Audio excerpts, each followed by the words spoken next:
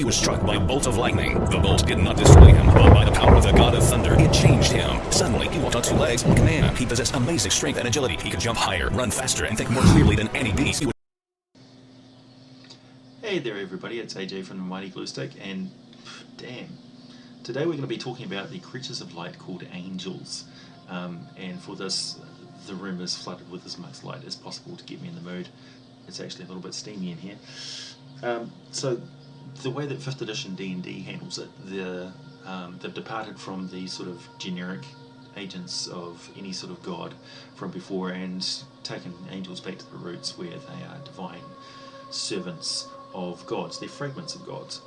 And they're split into two different types. One is the Devas, and the other one is the Planetars. So the Devas are the divine messengers of the gods, and they're the good guys, the little guys. You know, they're the sort of go-tos, and they send messages and things like that. They're the ones that sort of appear with the burning bush, etc. And the Planetars are basically the shit kickers. They're the weapons that the gods send down to exert their will and crushing force, and they are quite mean and nasty. So the main difference is that Devas can shape change, and you'll quite often encounter a Deva in a non-humanoid angelic form. It'll be in the form of a white dove, or a stag, or some sort of blessed creature. They can't really hide their goodness in any sort of way, because they are a being of good. It pours out of them. They can't not be a being of good. They can occasionally be quite arrogant, and they have a tendency to just assume that their way is right, and that mortals have to follow their orders, because the mortals are lesser creations of their god. Therefore, they must do what the god does. The god says. I mean, that's the way it works. The gods are in charge. So they have that sort of limited worldview, because they are aware of the whole situation, that gods really are that powerful, and they can just reshape creation and everything around us. And the D&D world is a creation of gods and things. So,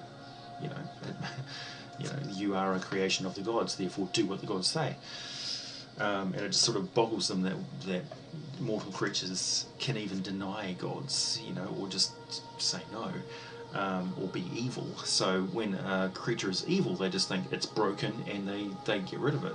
They scrap it like a broken toy. Particularly Planetars, who will just smite somebody without even a second thought. So Devas, of course, they're a medium-sized humanoid celestial.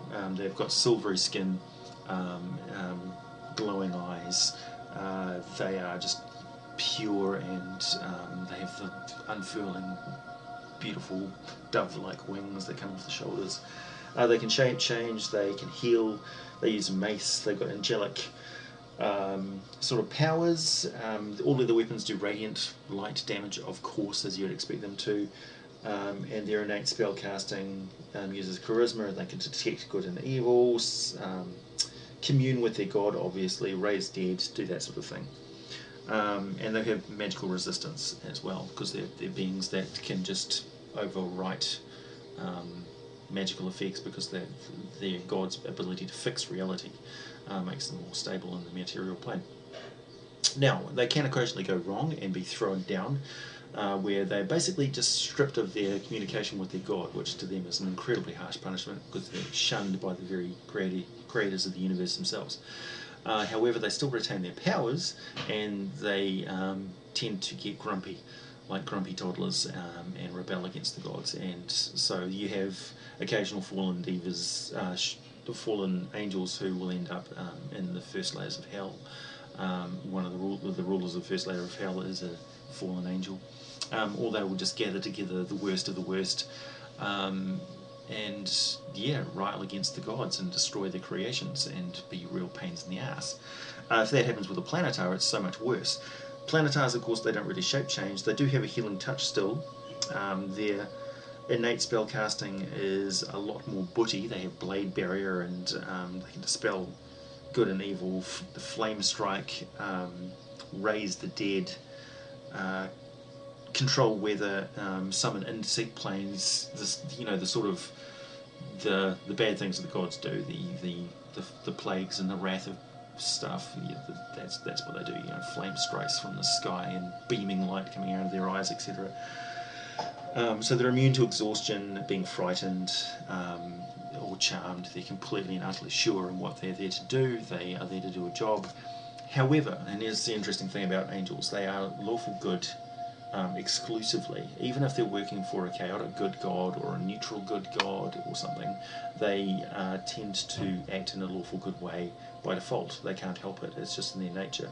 So if they're doing something which is contrary to that, they have enormous difficulty with it, to the point that they just can't. It goes against their nature.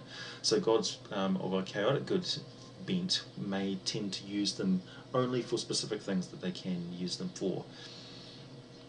They're not going to send them down without a good reason, and it's something that the angels will basically do for them, a task-orientated sort of thing. So if you give them a task, say this is the rule that's being violated or something, you need to go down and fix this, the angels are quite happy to go and do that. That's in their nature. However, you send them down without any sort of mandate, and they'll just wander around wondering, what am I supposed to do here? And they'll start smiting things which don't fit in with lawful good, as they see it, order of the universe. So yeah, they can be bad if they're just let loose. You'd imagine that up in the heavenly realms, the celestial realms, they just basically wander around keeping the accounts of everything and trying to perfect individual crafts and skills such as singing in choirs and their celestial order, and making sure everything is just running perfectly. Make sure the fjords are within 2 degrees of the erosion that was planned 20,000 years ago, etc. That's the sort of thing that would amuse an angel. Then you've got solars. Now solars, they're the really, really big guns. Those are the guys that you bring out. These are a challenge rating 21. So these are the guys that you bring out when somebody is challenging a god, or somebody doubts the god's presence in the universe, and the god just says, you know what, I'm almost tempted to step foot in the material plane myself, just to reveal myself to these people and burn them with my glory. But I'm going to send a solar instead. So solar touches down, and it's yeah. They have the flying swords. They've got a slaying longbow. They've got the healing touch. They've got the massive multi-attacks. They've got a blinding gaze. They've got searing bursts of divine fire. They can teleport around. They have godlike powers. They have legendary actions.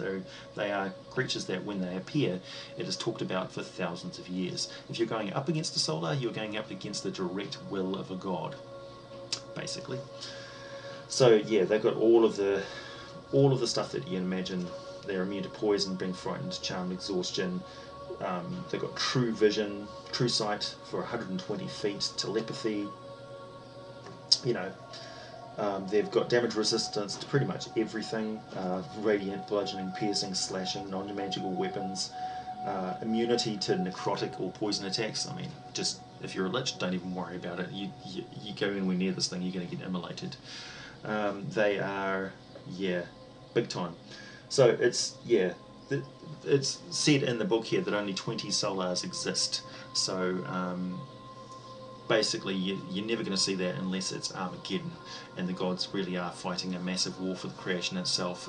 If a solar does appear, it's a major celestial event, so a god is taking a direct hand in things.